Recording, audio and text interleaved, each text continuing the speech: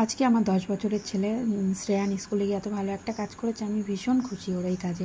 তো হ্যালো বন্ধুরা, সবাই কেমন আছেন? আশা করি ভালো আছেন, সুস্থ আছেন, আর আমরা ভালো আছি, সুস্থ আছি। আমার নতুন আরেকটি ভিডিওতে সবাইকে ওয়েলকাম এবং অনেক অনেক ভালোবাসা। তো আমি সকালে ঘুম থেকে উঠে আগে চলে এসেছি ছেলের স্কুলে টিফিন বানাতে। তো দুটো রুটি বানিয়েছি ছোট ছোট, আর একটুখানি সুজি বানিয়েছি, সেটাই স্কুলে দিয়ে দিলাম। দুটো রুটি, একটুখানি সুজি আর কয়েক পিস শসা গোল গোল করে কেটে। তো স্কুলে এত ভালো একটা কাজ করেছে, একটা বাচ্চা স্কুলে টিফিন আনেনি, তার মা অসুস্থ থাকার কারণে। তো বাচ্চাটার খিদে পেয়েছে, ওকে বলেছে, ওরই ক্লাসমেট, যে আমার খিদে পেয়েছে। তো ওরা দুজনে মিলে এই টিফিনটা ভাগ করে খেয়েছে। আমি এত খুশি হয়েছি, ওর এই কাজে ভীষণ খুশি হয়েছি। তো যাই হোক, ছেলে স্কুলে যাওয়ার পর আমি এই যে বাজার থেকে যা যা নিয়ে এসেছি সেগুলো গুছিয়ে নিলাম। এগুলো গুছিয়ে নিয়েছি আর একটুখানি ডিম সিদ্ধ বসিয়েছি। তো একটুখানি ডিম সিদ্ধ বসিয়েছি কারণ আমি একটুখানি সকালে ব্রেকফাস্টটা সেরে নেব, ডিম সিদ্ধ, ব্রেড আর একটুখানি খেজুর আর একটুখানি শসা দিয়ে। তো এই যে ডিম সিদ্ধ, ব্রেড আর এই যে শসা আর এগুলো দিয়ে খেতে, আর একটুখানি সস দিয়ে খেতে আমার ভীষণ ভালো লাগে। আমি মাঝে মাঝে ব্রেকফাস্টটা এটা দিয়ে সেরে নিই। তো আর একটুখানি খেজুর খাবো, কারণ প্রেশারটা একটু কম আছে, তাই জন্য মাঝে মাঝে একটুখানি খেজুর খাই।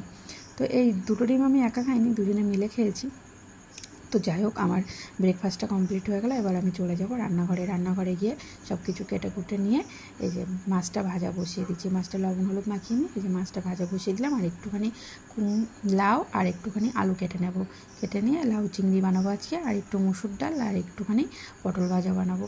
একদম সিম্পল রান্না করবো আজকে, কারণ আজকে একটু ব্যাংকে যাওয়ার আছে। ব্যাংকে থেকে যাবো আবার ছেলেকে স্কুলে আনতে, ওই জন্য একটু তাড়া আছে। আর মাঝে মাঝে বৃষ্টি হচ্ছে, আর কেমন পচা পড়া একটা গরম পড়ছে, সেই গরমের জন্য একটু হালকা পাতলায় রান্না করছি, আর একটু তাড়াতাড়ি আছে। যাই হোক, তো আমি লাউটা আর আলুটা ভাজা হয়ে গেছে, জল দিয়ে দিলাম।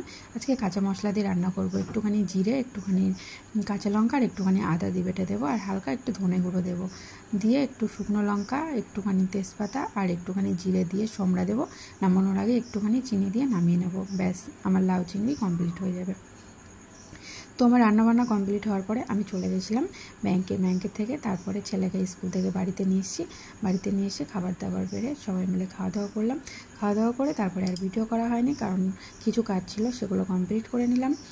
তারপর এই যে সন্ধ্যাবেলা ছেলের দুধ নিয়ে আসলাম, একটা বাড়ি থেকে দুধ নিই, সেখান থেকে দুধ নিয়ে এসে ছেলের দুধটাও জাল দিয়ে নিলাম। তো সবাই ভালো থাকবেন, সুস্থ থাকবেন, আবার দেখা হবে নতুন আরেকটি ভিডিওতে। ধন্যবাদ।